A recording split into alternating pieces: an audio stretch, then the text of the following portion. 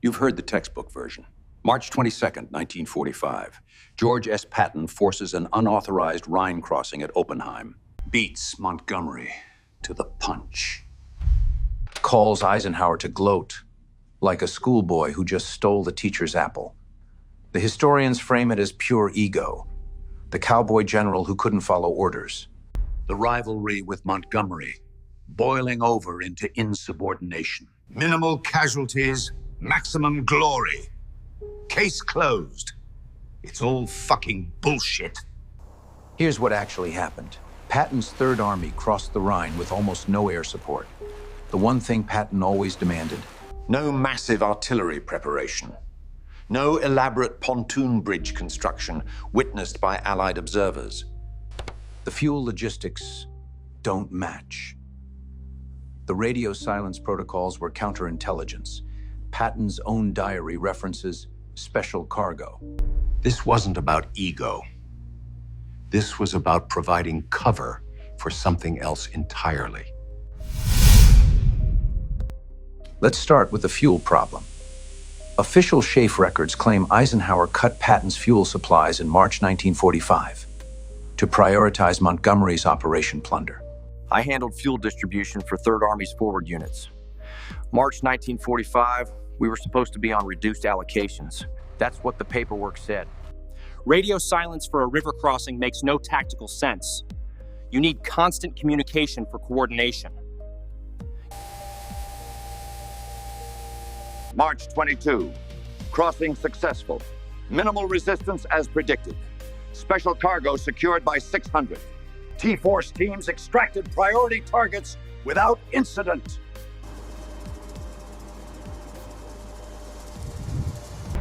We had air assets available. 9th Air Force was ready. General Patton refused. And you know the Falcon 6 units. He said, we don't need planes watching what we're doing over there. That was unusual. General Patton loved air support. He loved showing overwhelming force. But at Oppenheim, he wanted to cross quietly. The only reason to avoid reconnaissance flights is secrecy.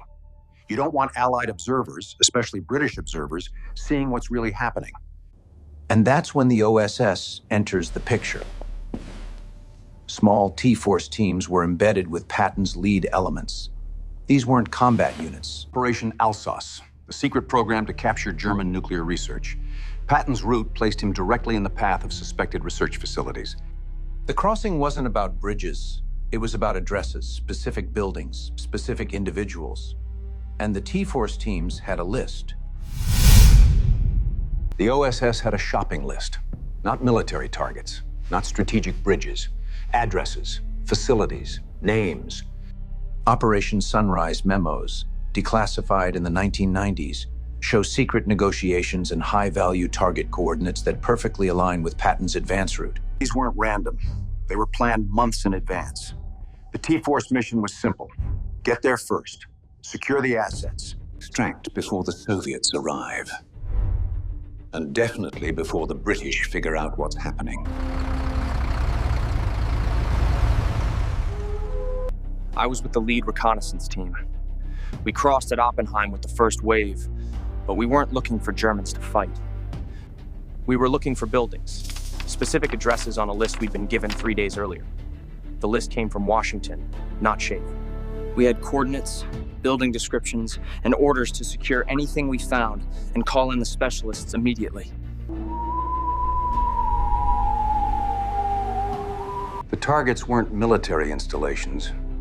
They were research facilities, storage depots, private estates, where Nazi officials stashed documentation. One target was a Reichsbank auxiliary facility. The official story says it contained gold reserves, but the real prize was financial records, lists of Swiss accounts, leverage for post-war negotiations. But the primary objective was research files, German nuclear program documents, chemical weapons development, advanced jet propulsion, rocket technology, everything the Nazis had been working on that the Americans wanted. Before the Soviets could claim it.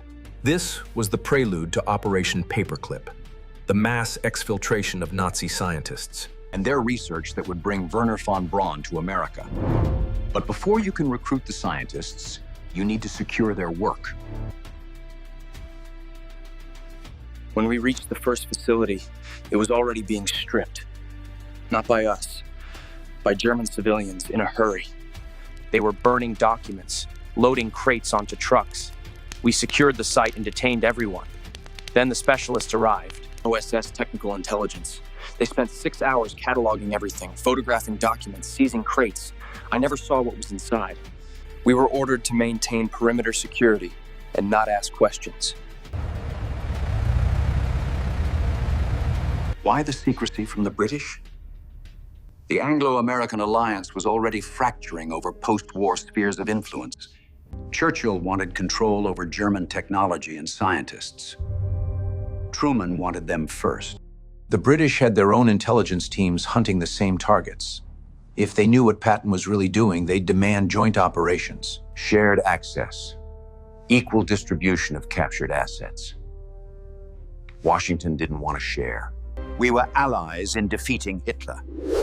But the peace was already being negotiated through operational priorities. The Americans were securing assets without informing us.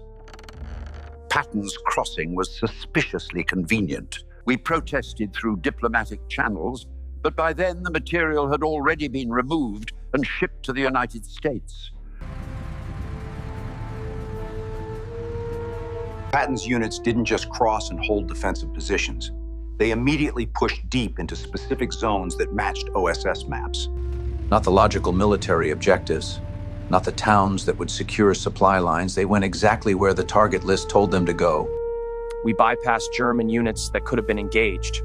We ignored strategic crossroads. Our orders were to reach specific locations and secure them before anyone else arrived. Speed was everything. The Soviets were advancing from the east. The British were preparing their own crossing to the north. We had maybe a 72-hour window to get in, grab what we needed, and get out before anyone realized what we'd taken.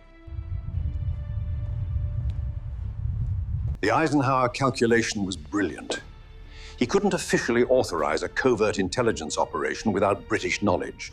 The alliance required coordination, transparency, shared objectives. But he could let Patton be Patton. He could allow a rogue general to launch an unauthorized crossing, then publicly discipline him while the real mission succeeded quietly. Plausible deniability.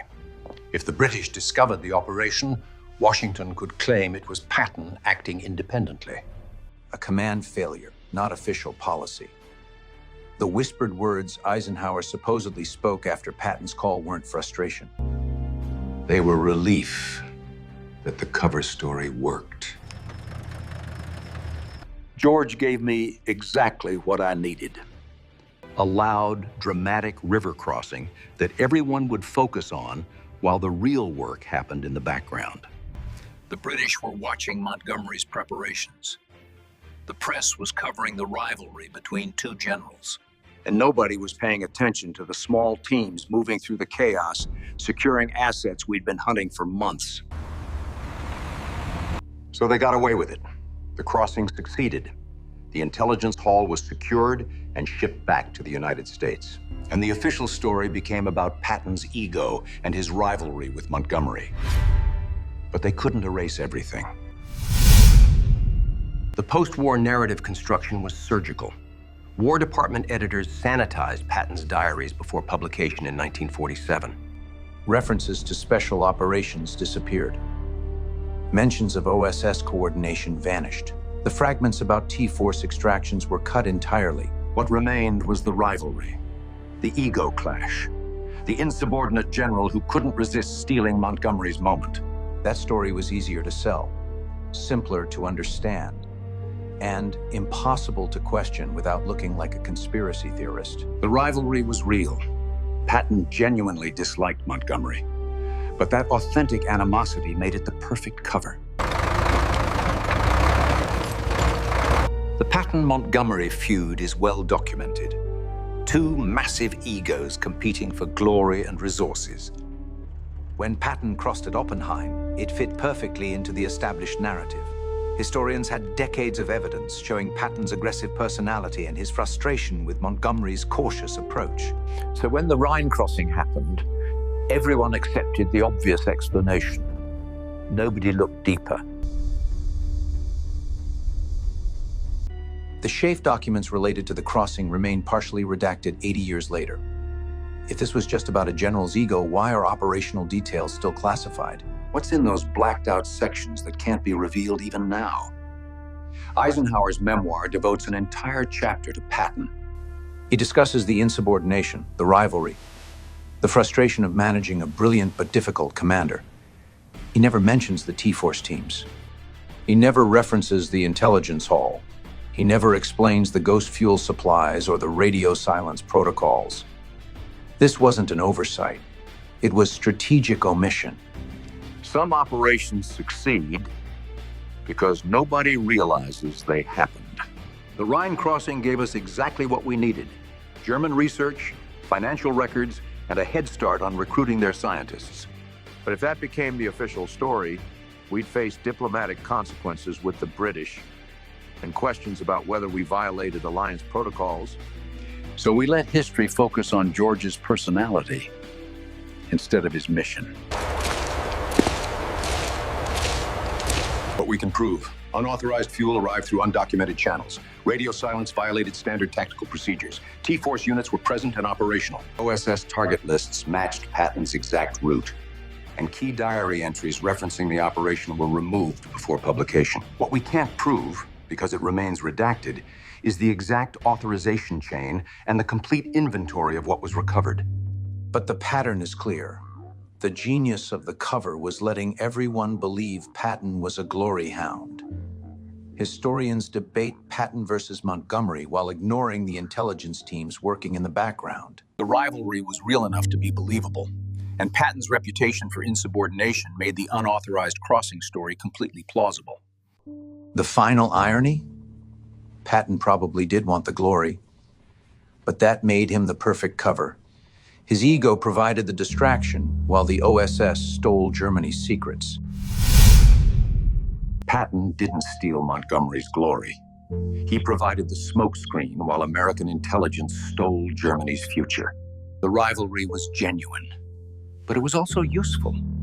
The official story survives because it's simpler than the truth. We can't prove exactly what was recovered. Those files remain classified. But we can prove the operation happened, and the rewrite that followed.